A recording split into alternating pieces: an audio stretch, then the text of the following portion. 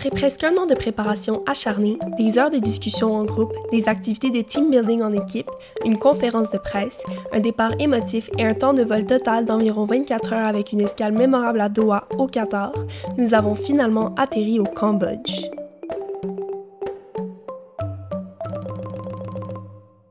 Un pays riche en culture, inspirant et ayant une histoire bouleversante, le Cambodge est un territoire rempli de paysages variés.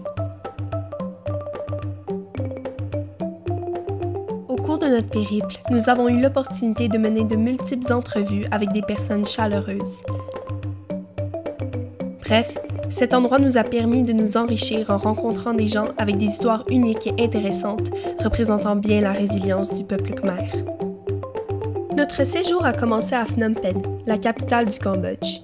Nous avons pu faire la visite de l'ambassade canadienne au Cambodge, du Palais Royal, de l'École internationale canadienne de Phnom Penh et des musées traitant du génocide sous le régime des Khmers rouges dans les années 1970. Après quelques jours, l'équipe a bien compris pourquoi cette ville était autrefois surnommée la perle de l'Asie.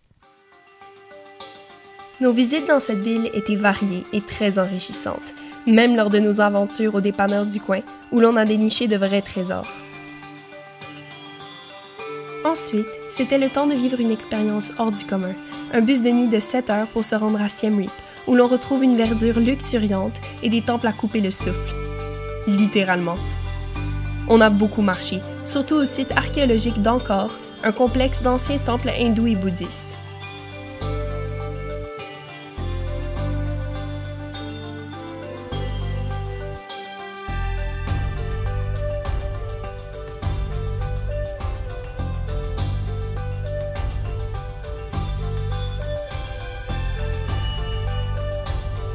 On y retrouve également le plus grand monument religieux du monde, le temple d'Angkor Wat. C'est avec joie et enthousiasme que nous sommes finalement arrivés à la communauté de Tre Nord. L'équipe s'est alors adaptée à un nouveau rythme et à des habitudes de vie complètement différentes de ce à quoi nous sommes habitués. Déconnectés et un peu déstabilisés au départ, nous avons été reçus dans ce village aux sourires les plus sincères, un village qui prenait soin de notre équipe comme si nous faisions partie de leur famille. Dès notre première journée dans la communauté, nous avons commencé notre projet de construction, soit une aire de jeu dans une école primaire à laquelle nous nous rendions en tracteur chaque matin. Les quelques jours dédiés à la mise en place de ce parc pour enfants ont été très exigeants. Cependant, ce projet représente un temps mémorable et enrichissant pour notre équipe. Nous avons bien rigolé avec les travailleurs locaux malgré la barrière linguistique. Nous avons également pu profiter de nos périodes de repos pour nous amuser avec les enfants et apprendre de leurs jeux les plus originaux.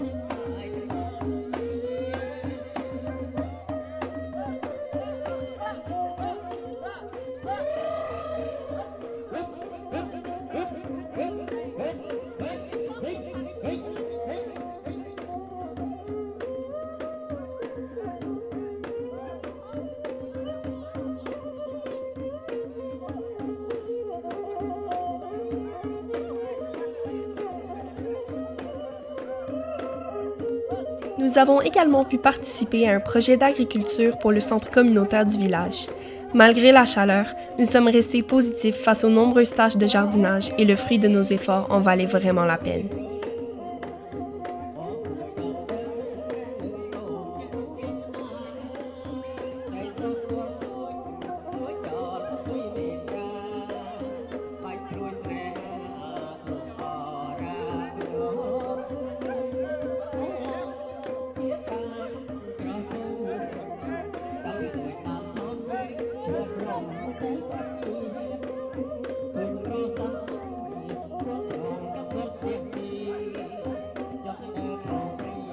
Bref, notre équipe avait rarement le temps de reprendre son souffle, car chaque journée était remplie avec du travail intense, autant pour notre documentaire que pour le projet de construction.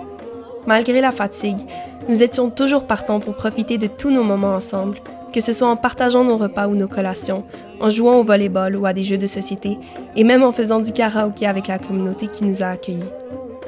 Il est évident que notre projet intégrateur nous a offert la chance de tisser des liens parmi nous. À travers ce périple, nous avons pu faire la rencontre de communautés chaleureuses et de personnes inspirantes qui nous ont accompagnés tout au long de nos belles aventures.